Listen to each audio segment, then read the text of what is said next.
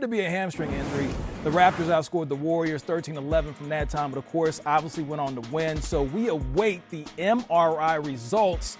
Klay says he will play, but will he actually be able to? The injured Dubs. Let me just say this right now. You see KD, you see Klay, Boogie, and everybody right there. We didn't even have Steph on there, who had some dehydration issues. The Warriors training staff, they're working overtime during the finals. They're earning every penny, and they probably are due for a raise. Jet, what is your take on all the injuries and the adjustments that Steve Kerr and the coaching staff has made? Well, ring the alarm. These boys are injured. They are hurt. And that is what I'm going to have to tell you right now is hurt or injured. Because if you're hurt, you can go. If you're injured, you got to sit this one out. And so if you look at Klay Thompson and his injury, he's probably hurting a little bit. I don't think from the likes of looking at it and being in that position as a shooter and having that injury, it's probably a slight pull, which means he can gauge his play and go out. And in transition, he doesn't have to overexert himself and hit that fourth gear, right? He can go to 2 or 3rd gear and still catch and shoot and spot up and be effective. The problem comes on the defensive end where he's reactionary and having to move and cut people off and turn and push off of that leg, right? Guarding Kawhi Leonard, who we know is a tough cover. So it'll be tough for Klay, but he's a warrior. Hate to use that term, and he will fight through it, and hopefully we'll see him out there. But if not, this is a great time for Kerr to use his mantra, strength in numbers, and Curry. This could be a defining moment in his legacy. Now you know Durant, you know Klay Thompson. What you gonna do? Are you gonna step up and give us one of those Curry-like performances? I think he'll be up for the task. But another great sign for them is the performance of Boogie Cousins. He can only get better.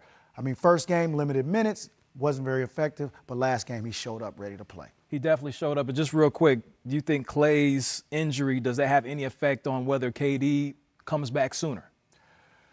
You know, I think KD in his mind has a timetable, and I had that same injury. I was out a month, but I was 40 years old. KD's a lot younger. I think he's eyeing game 3 if he can get some practice time. No later than game 4 if he plans coming back at all. So hopefully we'll see him here in the next 2 games. Now, the Warriors outscored the Raptors 18-0 to start the third. It was a part of a 20-0 run that began late in the second quarter, and they made history in the process. That run was the longest in finals history since the merger over 40 years ago. Now, part of that 20-0 run began late in the second quarter. Now, that is just crazy. So, looking at what the Warriors were able to do, it was very demoralizing to the Raptors, but how impressed were you? And we were just talking about this, the third quarter adjustments they always seem to make at halftime. Yeah, I mean, for them, what they've done over this course of their run, right, this dynasty that they've created, third quarters have been epic. They come out and they dominate you. Why? Because they get the answers to the test in the first 2 quarters. They go in the locker room, Professor Kerr draws it up and says, this is what they're doing to you, and then they come out and fill out the rest of their quiz, and they blow you out, especially in the third quarter. I mean, if you look at it in this series, they're averaging 32 points a game in the third. Now, game 1, Toronto was able to put up 29, so they held their ground. But in game 2, they were wiped out of the building. That 18-0 run put the Raptors to sleep.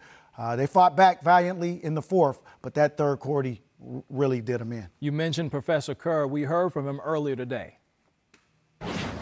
Well, that's what it takes. You know, you need your bench no matter what, but in particular when you've got a lot of injuries. So we'll just continue to go to those guys and trust them, and they've proven that they can really help us. You know, Bogut hadn't played in the first game in 3 quarters, so what he did was fantastic out there. Gave us a little different look with that lob threat. So we'll see what we've got and tee it up for game 3.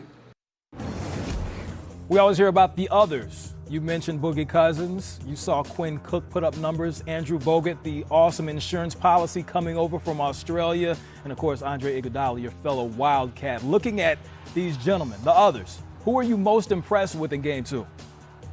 I'm impressed with Cousins. I mean, being out as long as he was with injury, being able to almost put up a triple-double, 10 points, 11 rebounds, 6 assists. He was so effective. Not only that, but his presence on the defensive end. He had active hands. He bothered Marc Gasol as well. Boogie Cousins in the second half led the team in assists. It was so impressive watching him out there play. And not really expected. People thought that he was going to be done for the season. He's been able to come back in the finals, never been on the stage, his third playoff game. And he still was able to come in and do work, which is unheard of in a sense. Yeah, I mean, he just adds another dynamic to the Warriors' offensive attack because in the post, he's a threat, but he's also a threat to facilitate. And as you know, he's one of the best passing bigs we have, he and Jokic in Denver. No doubt about it. So we talked about Denver. We're talking about the Warriors. Their offense was awesome as far as everything that they were able to do. We mentioned Quinn Cook. We talked about the others. Boogie could all get it done. Yeah. They can get it done. I mean, Iguodala, McKinney, Cook, Livingston, without Clay in Game 3, we'll have to see what they can do. I mean, but right here in transition, early post up, great seal, cutting from the weak side. All the attention's on Steph Curry. Clay, with Kawhi guarding him, gets an easy slip to the basket. Here we are in a pick and roll action. Ball goes to Clay. Again, pinch post. Cousins in operating logo ISO situation. Great give and go to Klay Thompson for another easy basket. Here we are in a semi-transition. Goes to Draymond up top. Curry running off a pin down game from Bogut. 2 on the ball.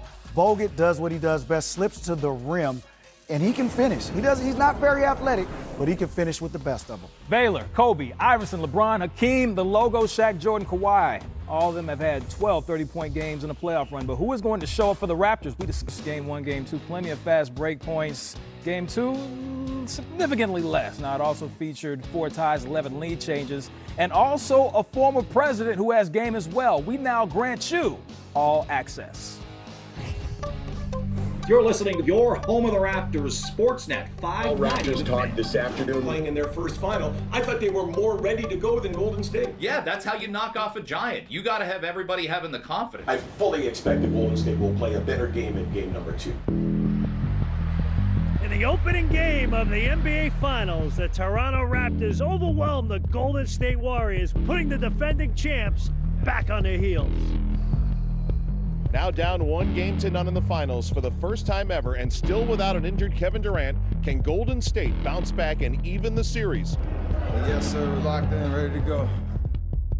It's first to 4, not first to 1. So we're never going to doubt ourselves, no matter what position we're in. Get ready to run early. Okay, they're going to try to throw you the best punch early. Get ready to run early. Get it straight out the gate. Game 2 of the NBA Finals underway from Toronto. Bounce pass over to Klay Thompson. Thompson fumbled it, leaves it for Draymond. Back to Klay. Quick release and a splash. A 3-ball for Klay Thompson. Here's Klay on the other end. 3-point line. Catch and shoot. 3. Good. He is red hot here to start the game. Good start, guys. The defense is much tighter. Let's get a stop and run. Plenty of time. Keep running. You just keep playing and you go get it yourself. McKinney turns it over. Van Fleet up top. Pascal! Bringing down the rain, the heavens, the sky. Raptors playing with the force once again. Gasol has Jerebko. Great cut.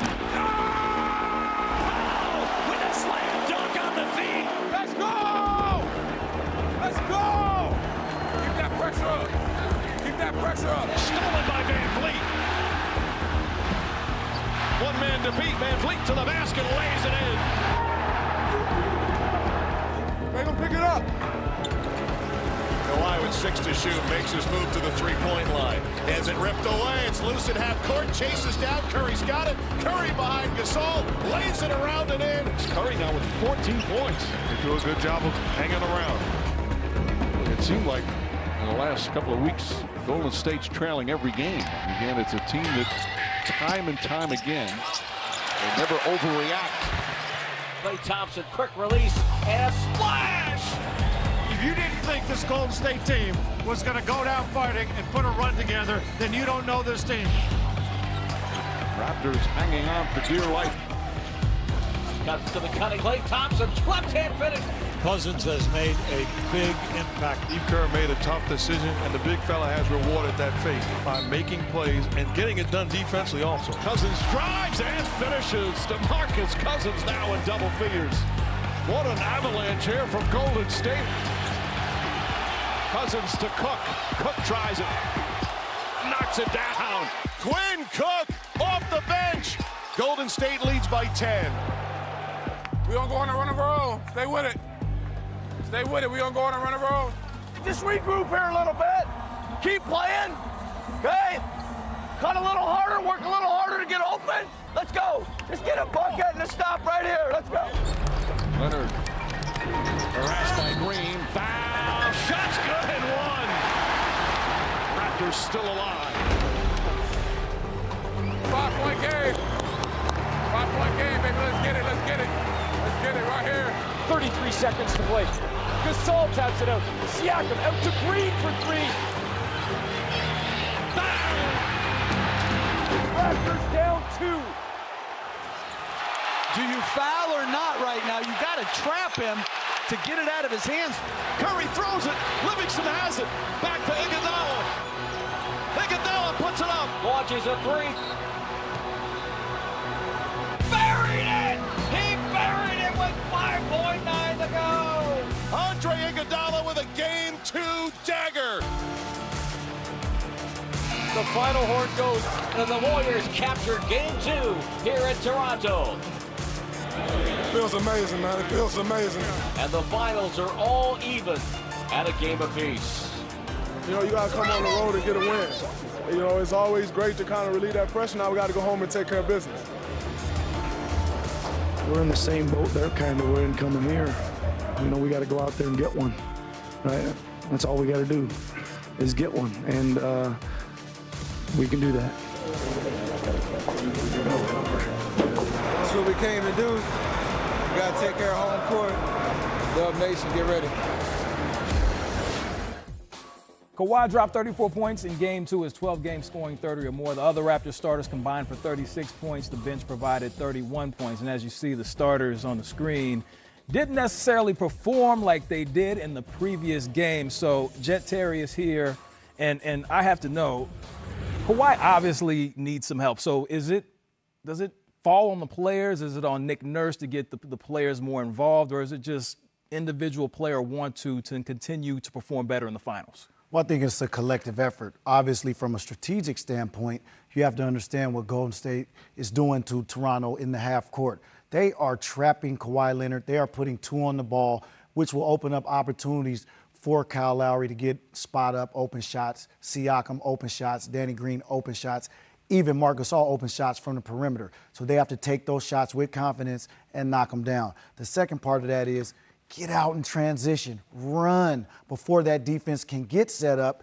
And they've been playing well in transition. The first game, 24 points in transition. The second one, only 18, but the pace of play has to pick up for them, and they have to take care of the ball, especially in Oracle. You know, historically, Golden State can go on runs as they did in the third quarter against Toronto in Game 2. No doubt about that. Now, before Steph and Klay were the Splash Brothers winning titles, there was another legendary duo who set three-point records and won titles in the process. Both of them were some bad boys in their day. Stick around.